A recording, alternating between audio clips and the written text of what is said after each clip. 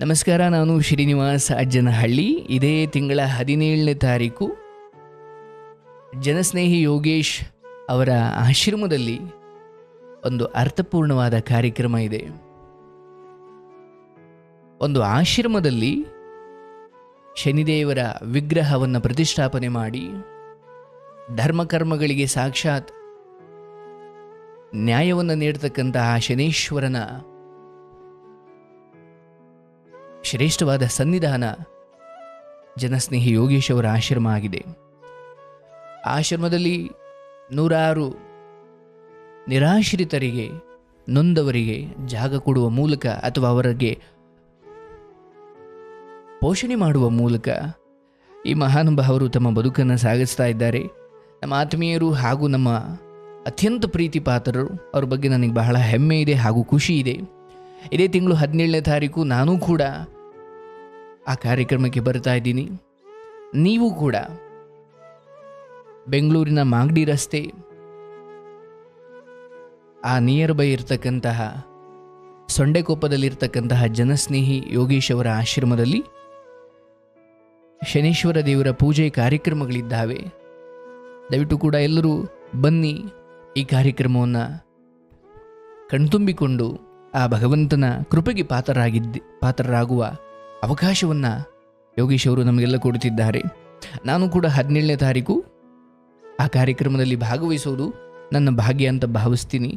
ನೋಡಿ, ಆ ಆಶ್ರಮದ ಕುರಿತು ಹೇಳಬೇಕಂದ್ರೆ, ನಾನು ಸಂದರ್ಶನಕ್ಕೆ ಅಂತ ಆಶ್ರಮಕ್ಕೆ ಹೋಗಿದ್ದೆ ಕೂಡ. ಯೋಗೇಶ್ ಅವರದ್ದು ಅತ್ಯಂತ ಸರಳ ವ್ಯಕ್ತಿತ್ವ ಮತ್ತು ಅವರ ಶ್ರೀಮತಿಯವರು ನೋಡಿ, ಗಂಡನ ಶ್ರೇಷ್ಠ ಉದ್ದೇಶಗಳಿಗೆ, ಲೋಕ ಕಲ್ಯಾಣದ ಉದ್ದೇಶಗಳಿಗೆ ಒಂದು ಹೆಂಡತಿಯಾಗಿ ಸಾಥ್ ಕೊಡುವುದಿದೆಯಲ್ಲ, ನಾನು ಅವರ ಶ್ರೀಮತಿಯವರಲ್ಲಿ ಅದನ್ನು ಕಂಡೆ. ಏನು ಅದ್ಭುತವಾದಂತಹ ಬೆಂಬಲ ಕೊಡ್ತಾರೆ ಯೋಗೇಶ್ ಅವರಿಗೆ ಅವರ ಶ್ರೀಮತಿಯವರು. ಸೊ ಆಶ್ರಮದಲ್ಲಿ ತುಂಬ ಒಳ್ಳೆಯ ರೀತಿಯಲ್ಲಿ ಆ ಹಿರಿಯರ, ಎಷ್ಟೋ ಜನ ಮಾನಸಿಕ ಅಸ್ವಸ್ಥರಿದ್ದಾರೆ, ಎಷ್ಟೋ ಜನ ಹಿರಿಯರಿದ್ದಾರೆ, ಮಕ್ಕಳು ಆಚೆ ಹಾಕಿದ್ದಾರೆ ಅಥವಾ ಏನೋ ಕಾರಣಕ್ಕೆ ಮನೆಯಿಂದ ಆಚೆ ಬಂದು ಆಶ್ರಮದಲ್ಲಿ ಸೇರಿಕೊಂಡು ತಮ್ಮ ಕೊನೆ ಕ್ಷಣಗಳನ್ನು ಕಳೀತಾ ಇದ್ದಾರೆ. ಸೊ ಅಂತಹ ಶ್ರೇಷ್ಠ ಕೆಲಸವನ್ನು ಮಾಡ್ತಾ ಇರತಕ್ಕಂಥ ಯೋಗೇಶ್ ಅವರಿಗೆ ನಾನು ಅಭಿನಂದನೆಗಳನ್ನು ತಿಳಿಸ್ತಾ, ನಾವು ಮಾಡ್ತಿರೋದು ಏನೂ ಅಲ್ಲ ಆ ಯೋಗೇಶ್ ಅವರ ಕೆಲಸದ ಮುಂದೆ. ಮಹಾನುಭಾವರು ಅದನ್ನು ಎಷ್ಟು ಅಚ್ಚುಕಟ್ಟಾಗಿ ನಿಭಾಯಿಸ್ತಾ ಇದ್ದಾರೆ. ಮತ್ತೀಗ ಒಂದು ಹೊಸ ಆಶ್ರಮ ಕೂಡ ದೊಡ್ಡ ಮಟ್ಟದಲ್ಲಿ ಕಟ್ಟುತ್ತಾ ಇದ್ದಾರೆ. ಇವತ್ತಿಗೆ 100-200 ಜನ ಅವರ ಆಶ್ರಮದಲ್ಲಿರಬಹುದು, ಬಟ್ ಸಾವಿರಾರು ಜನಕ್ಕೆ ನಾವು ಆಶ್ರಯ ಕೊಡಬೇಕು ಅನ್ನೋದು ಅವರ ಮಹೋನ್ನತವಾದ ಮತ್ತು ದೂರದರ್ಶಿತ್ವವನ್ನು, ಬಹಳ ದೂರದ ಆಲೋಚನೆಯನ್ನಿಟ್ಟುಕೊಂಡು ಆಶ್ರಮವನ್ನು ಮಾಡ್ತಾ ಇದ್ದಾರೆ.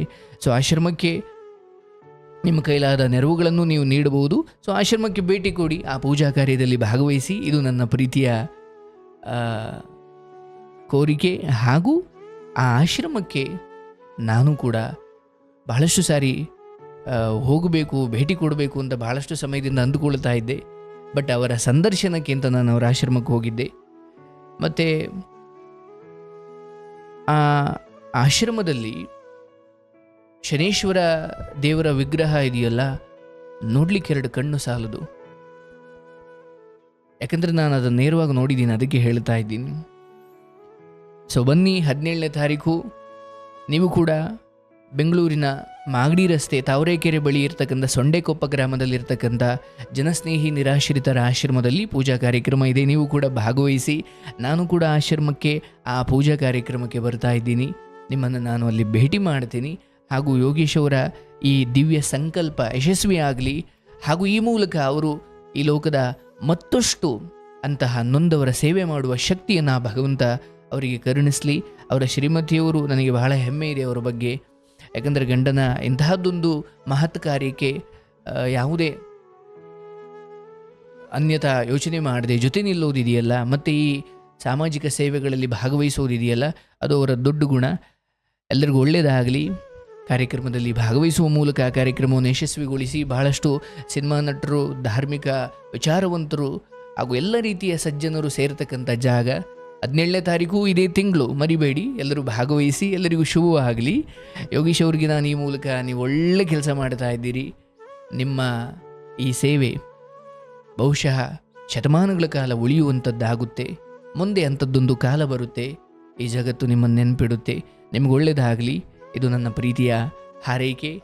ಹಾಗೂ ಭಗವಂತನಲ್ಲಿ ನಾನು ಪ್ರಾರ್ಥಿಸ್ತೀನಿ, ನಿಮ್ಮ ಆಶ್ರಮಕ್ಕೆ, ನಿಮಗೆ, ನಿಮ್ಮ ಮುಂದಿನ ಎಲ್ಲ ಕಾರ್ಯಗಳಿಗೂ ಒಳ್ಳೆಯದಾಗಲಿ, ಶುಭವಾಗಲಿ. ನನ್ನ ಅಭಿನಂದನೆಗಳನ್ನು ಸ್ವೀಕರಿಸಿ, ಒಳ್ಳೆಯದಾಗಲಿ. ಇದು ಮೊದಲಿಗೆ ನನ್ನ ಪ್ರೀತಿಯ ವೀಕ್ಷಕರಿಗೆ ನಾನು ಈ ಒಂದು ಮಹತ್ ಕಾರ್ಯದ ಬಗ್ಗೆ ಹೇಳೋದಿತ್ತು. ಅದನ್ನು ಹೇಳಿದ್ದೇನೆಂಬ ಸಮಾಧಾನ ಈಗ ಆಯಿತು. ಒಳ್ಳೆಯದಾಗಲಿ.